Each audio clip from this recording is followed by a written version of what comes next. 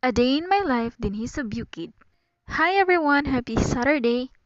Ubanay na sa ninyo dito padung sa Talungon kay canonical installation sa among new parish priest na si Father Nilo Sabellion. Kauban din na ako si Donald ug si Mother Earth.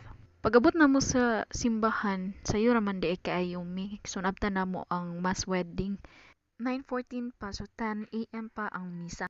So, nag-start na ang mass na ang mga sakristan, mga pari, and then si Monsignor. By virtue of this letter, I will magtutuglo sa imong katawhan.